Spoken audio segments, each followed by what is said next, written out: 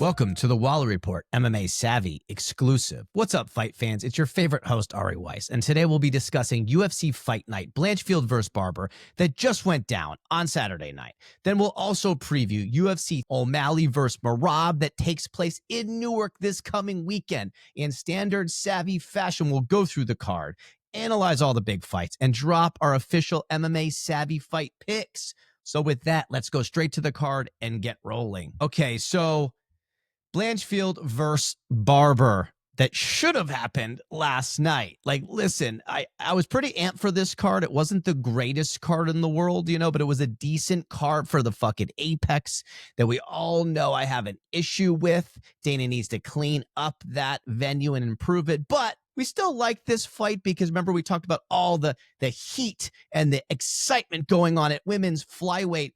Blanchfield versus Barber was 4 versus 5 in the world.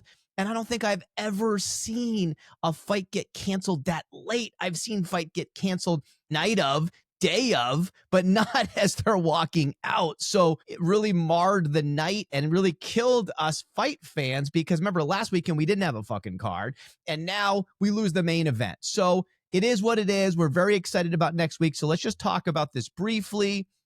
Now, okay. So if we go to Reese Todorovic, I gotta say, of course, Nico and I got the win with Reese, but I think it was a lucky decision. I think maybe Todorovic won that fight. I mean, they got the first round. I think round 2 was close. Round 3 maybe went to Reese, but it was very close. I was very nervous, and we got the unanimous 29-28, so we lucked out. Richie Boy was not happy. I almost wanted to have the balls to take Todorovic with Richie, and I actually lost sleep a couple days about it later, saying I should have just fucking taken Todorovic. And then luckily I didn't because I would have been pissed at that. Okay, so anyway, both fighters still in the mix. They like to scrap, decent middleweights. I don't know where they go, but at least Reese gets the win. Okay, Vieira versus Macy Chassa. Now, Vieira did enough, but basically she needed that win, right, after losing to Harrison. So she did a smart thing, and she just got the grappling. You don't want to stand up with Macy. So she did enough to get 2 rounds on the ground and just kind of, grinded her out and wore her down. And Macy did get up right at the end and had a couple punches in there, but it wasn't enough to sway the fight. So good work by Vieira. She just needed a win to reset herself after the loss to Harrison to maintain that really high ranking way up there. So I like what she did, but I wasn't over the moon about the fight. Okay, let's keep quickly moving on. Now, what I was over the moon about was my boy Dustin Jacoby, baby. I called it. We took Jacoby, all 3 of the Savvy fellas, and man, he overperformed. He came in with unbelievable punches. He hurt Lopez with the jab early, and even Cormier was saying, get away from the clinch. He started kind of clinching him when he should have kept the distance and just tried to finish him, but smartly, he did get the shots in. He kept it close, like some dirty boxing shots, and then just leveled him with big punches, and boom, got the stoppage. It was very impressive. Not even 2 minutes in, you felt bad for Lopez, but great job, Jacoby, and now he's won 2 straight against Petrino and Lopez, both scary Brazilians. So now he's in the mix, man. He might get a shot at to be hovering right around that top 15. So I like what Jacoby's doing. He looks like he's getting better, which is why we love this sport, because you can have losses. You learn from them in MMA or in the UFC specifically, and you can have big career defining wins that change the trajectory of your fight career. Okay, this was that fight. Remember, there was those cancellations. Billy Ray got paired up against Ramiz Brahimaj. Billy Ray was the big favorite, so we all stupidly took him, baby. I liked Billy Ray. But fucking hell, Ramiz, bro. This guy's unbelievable. He gets a crazy choke, and I was telling this to Richie Boy. It reminded me of a choke like that, like a standing, angled guillotine from the side, almost like a Jones Machida, the way he just dropped him, boom, to the floor. It was crazy because he had the torque on him. And this guy's a problem at welterweight, bro. And I liked him too. I liked Ramiz at the end. He was respectful. I liked how nice he was to DC and to Cormier, and that's sort of how appreciative he was to the win. So I like the guy. He's someone we're going to look out for in the future, and that already insane welterweight class. That's probably the number 2 division in the world at this point, but definitely a scary guy. And he was a plus 310 and he didn't care and he came in and took care of business. All right. So what ended up being the main event, which to me maybe was the most exciting fight of the night anyway, was the Gamrot Klein. Now, I guess the story here, though, is I thought we'd see a lot more from Klein. He had won 5 straight leading up to this. He looked very scary in the last fight that I saw him. And the story here is fucking Gamrot just got better.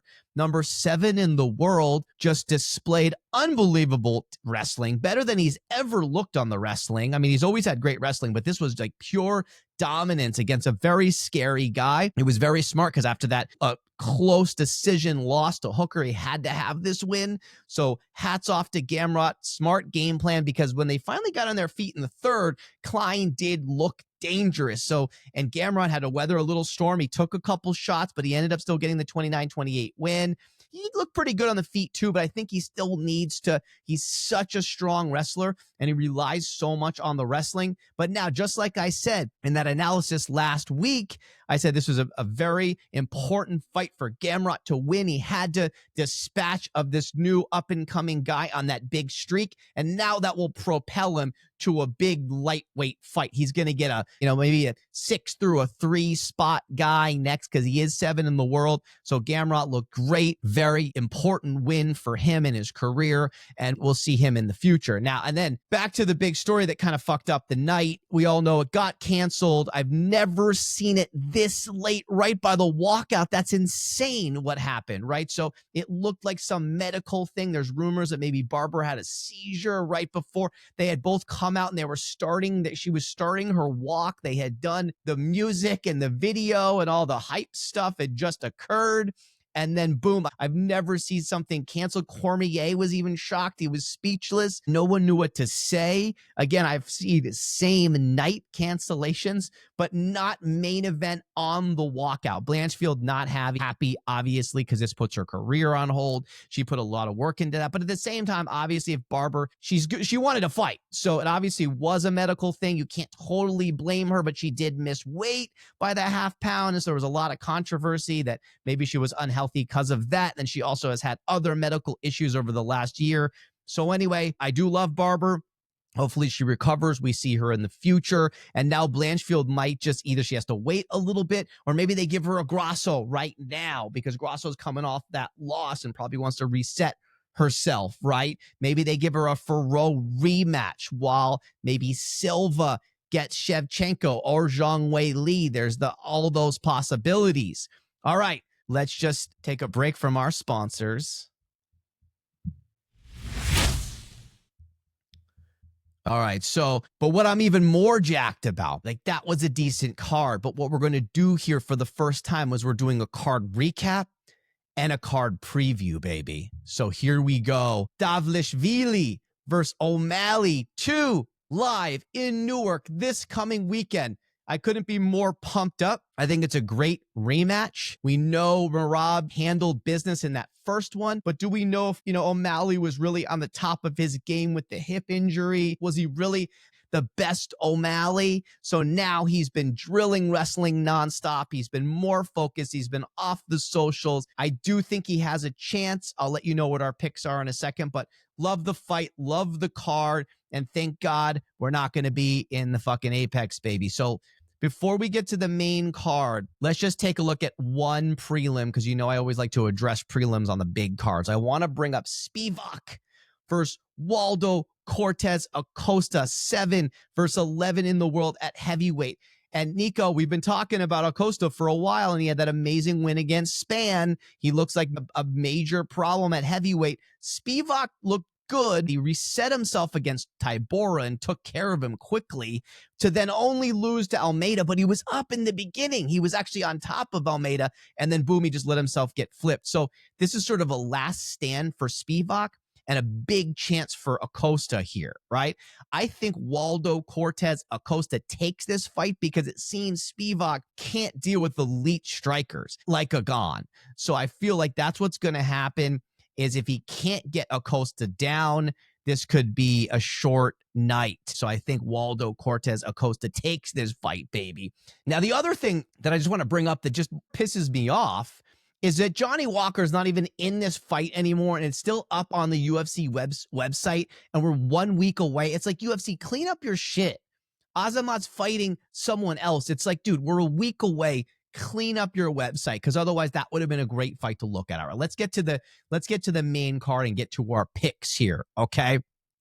Luque versus Holland. Now listen, Luque, number 14 in the world at welterweight, right? He's still there.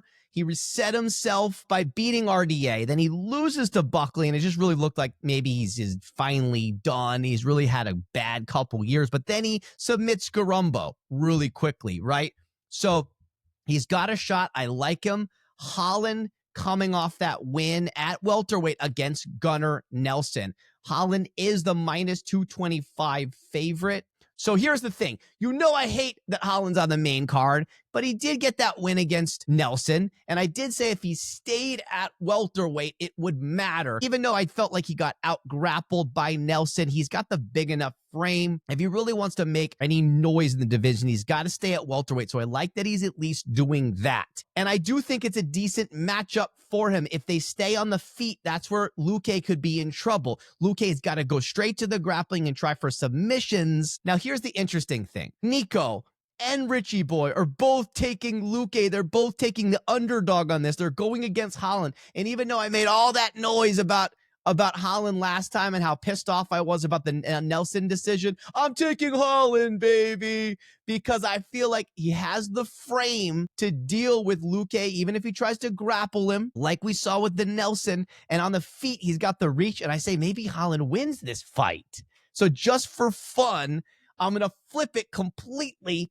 and roll with Holland on this against Richie Boy and Nico. Okay.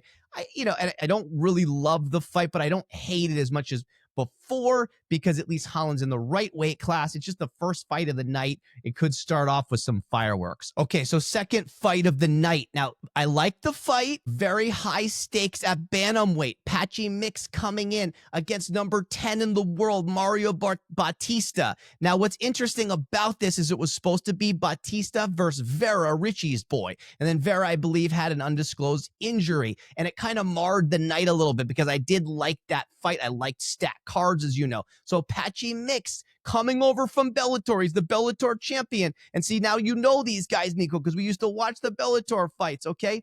He's the defending Bellator champ. He's coming over, but he's coming over on short notice. Batista's won 7 straight. I just looked it up. Yes, Mix is the slight, I believe, minus 190 favorite, right? Richie has Patchy Mix. Nico holds the fort with Bautista.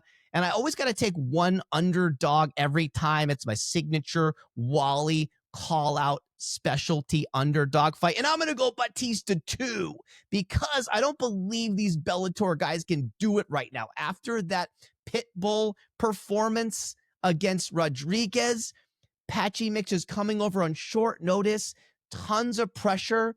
He's coming into the UFC for the first time, and yes, he's the defending Bellator champ, and yes, he's got elite grappling, but Bautista, he just beat Aldo. He's strong. He's won 7 straight. He's been fighting against the top guys in the UFC. I'm worried about it. I want Mix maybe, but I'm taking Bautista with the underdog win. Okay.